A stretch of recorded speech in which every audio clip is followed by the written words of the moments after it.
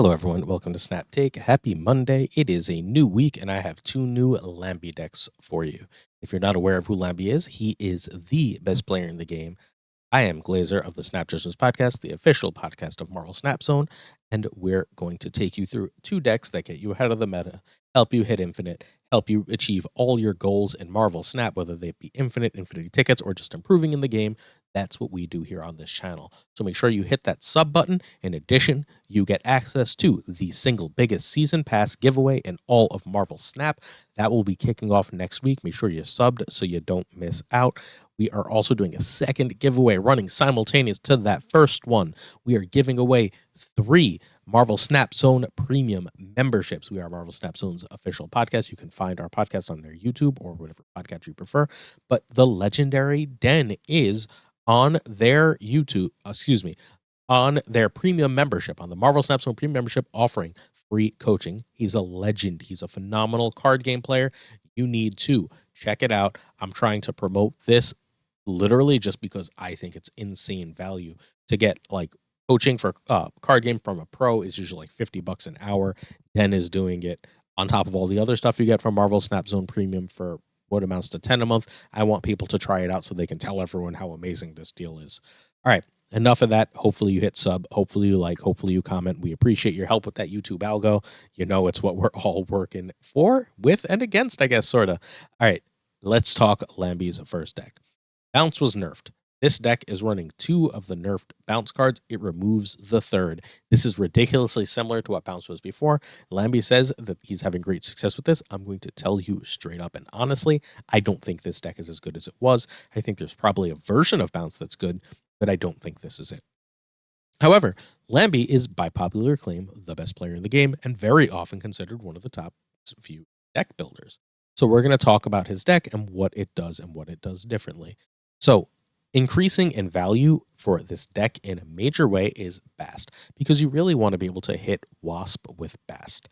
What that's going to do on your last turn for your Hitmonkey, because Wave is not really played in the meta right now, what that's going to do for your last turn Hitmonkey is it's going to give a 0/3 that's also going to give a +2 on Hitmonkey. Hitmonkey went up 1 cost. So what that ultimately means, well, he went up 1 cost and got the 2 power. So that's supposed to be the 1 drop that you would play with Hitmonkey.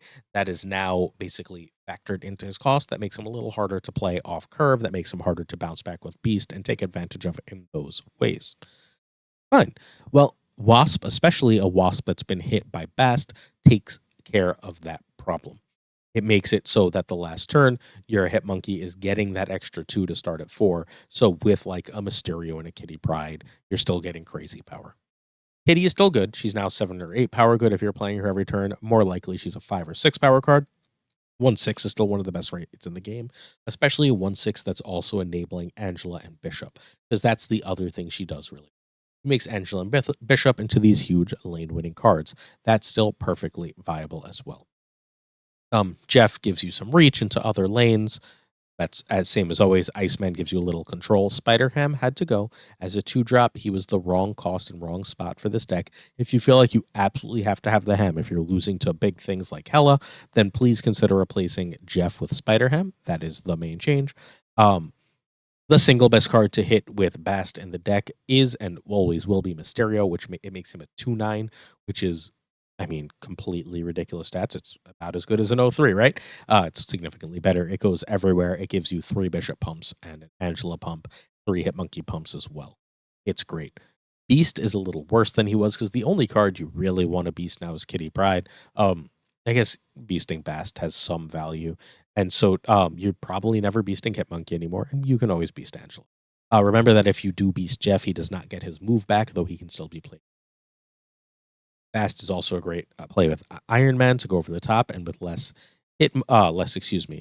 Spider Ham around, Iron Man is significantly safer, and you always have that last turn play available to you of America Chavez as necessary for if you need to go off early. Going to go off early is harder because unless you've beasted, the whole play is Mysterio and Hitmonkey, which is going to leave you an 8 power Hitmonkey, which is 3/8. Look, that's top line stats, and 4, so a 12 power turn 5 is good, but it's not the completely insane power that Bounce was putting up prior to this change. This deck is still good I think it's tier 2 good though, not best in the game.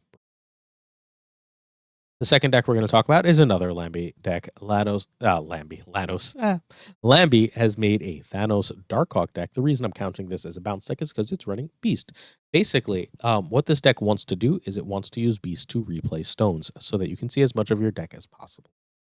If you're seeing a lot of your deck, well, you can see how much power this deck has.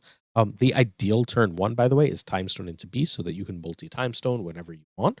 That second Time Stone is obviously most powerful to play Professor X on turn 4, but there's a lot of other things it can do that it's really strong. The most played deck in the game is now that W Thanos deck that's running Professor X, right? Well, you can get their Professor X's value with the Super Scroll, and then if they play their Devil Dinosaur, your lane is auto 1. Right? You can still get in there with Jeff, although you're losing Claw from this version. Iron Lad hitting Devil Dino, Professor X, Darkhawk, Rock Slide are all stellar plays. Hitting Zabu isn't bad at all. You're risking it hitting Beast late, so if you're going to play it late on a lane that's dangerous, please keep that in mind. Korg is good here, particularly because without Korg and Rock Slide, your Darkhawk can be small, especially given Magic, but you do have an answer to Magic and Reality Stone. I've been a big proponent of very often just playing my Reality Stone out early, unless I'm planning on beasting it. I think I'm doing that less now because the power of removing that limbo using my Reality Stone is probably too high. This deck has a lot of power, a lot of variety, right? You're going to have to be playing a fairly high skill cap game. Remember that the purpose of this deck, I cannot emphasize this enough, is to beast stones and then basically draw the majority of it. If you're able to draw the majority of your deck, you have the ability to go over the top of opponents with Darkhawk and Devil Dinosaur, to lock things down with Professor X, and to steal what they're doing with Super Scroll. All of those abilities should be enough to win you a lot of lane. One note against the other Thanos deck is you really, really, really want to be Super Scroll or Professor Xing in the lane because they have Claw and you don't, and Claw beats you.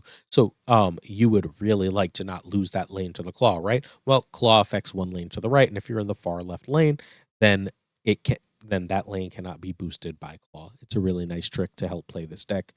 Everything else should be fairly self-explanatory. This is going to take some getting used to, but Lambi is currently 12-0 in Conquest with it, which is absolutely stellar.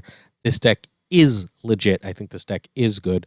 My one real concern is how consistently you can manage to get Darkhawk big enough to be relevant.